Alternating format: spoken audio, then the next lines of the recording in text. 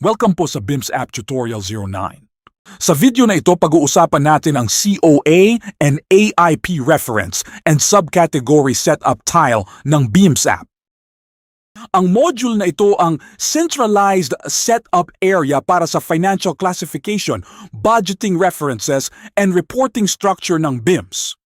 Dito, mine-maintain ang Chart of Accounts or COA, pati na rin ang mga AIP Reference Codes na ginagamit sa Annual Investment Program Planning and Budgeting. Sa main dashboard, makikita natin ang tile na COA and AIP Reference and Subcategory Setup. Kapag binuksan ito, dadalhin tayo sa setup screen kung saan makikita ang mga important financial reference sections. Ang first major component ay ang Chart of Accounts or COA. Ito ang official list of financial account classifications used throughout the accounting and reporting system. Dito, nakadefine ang account codes, account descriptions, account types, subcategories, and status of financial records. Mahalaga ang COA dahil ito ang financial backbone ng BIMS. Maraming transactions sa system ang nakalink sa tamang chart of accounts tulad ng payroll, inventory, assets, expenditures, budget, and financial reports. Next is AIP Reference Code Setup. Ang AIP codes ay ginagamit para i-organize ang annual investment program structure ng barangay. These codes help connect sectors, programs, and activities into a structured planning and budgeting reference. Meron ding AIP Sector Codes na ginagamit para i-define ang major sector groupings such as general public services, social services, economic services, and other barangay planning categories. The module also includes AIP Program Codes, where programs are defined under each sector, and AIP Activity Codes, where specific activities are linked to programs.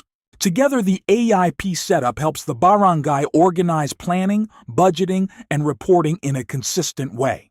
Another important part is the Subcategory Master. This supports classification of accounts and references so that records become properly grouped and usable in financial workflows.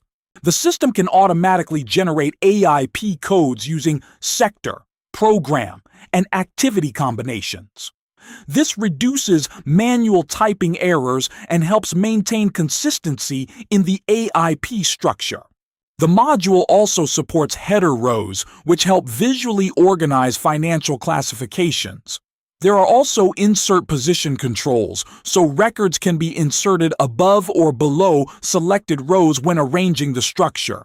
Search and filtering tools are available to help users quickly locate account codes, AIP records, or subcategories. Because this module affects financial reporting, it has role-based security. Authorized barangay personnel may create, edit, or delete records. Restricted users may only view the records in view-only mode. Locked controls may show visual indicators and disabled editing functions.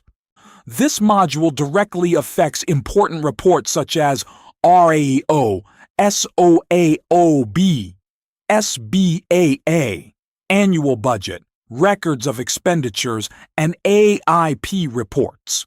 That is why incorrect setup in this module can affect accounting accuracy and report generation.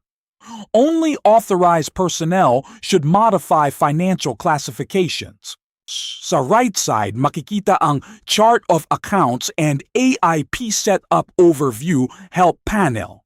Dito ipinapaliwanag kung ano ang ginagawa ng module, ang main components, how the module works, role-based security, business purpose, and important reminders. In summary, ang COA and AIP reference and subcategory setup tile ay one of the most important foundation modules ng BIMS financial system. It provides the structure used by budgeting, accounting, expenditures, appropriations, and financial reports. Sa future how-to tutorials, pag-aaralan natin ang detailed steps tulad ng paano mag-add ng COA, paano mag-set up ng AIP Sector, Program, and Activity Codes, paano gamitin ang Subcategory Master, and paano i-maintain ang financial classification records correctly. For now, ito muna ang overview ng COA and AIP Reference and Subcategory Setup Tile. Pwede nyo rin pong subukan ang BIMS App mismo. Punta lang po kayo sa BIMS website portal, https://epfcomposite.com. Tapos, i-click ang Launch BIMS App button. Pagkatapos po, lalabas ang login page. Para makapag-login pansamantala, gamitin lang po ang login credentials na nakasulat sa itaas ng login page. Ang BIMS app po ay online daily from 8 a.m. to 8 p.m. for evaluation.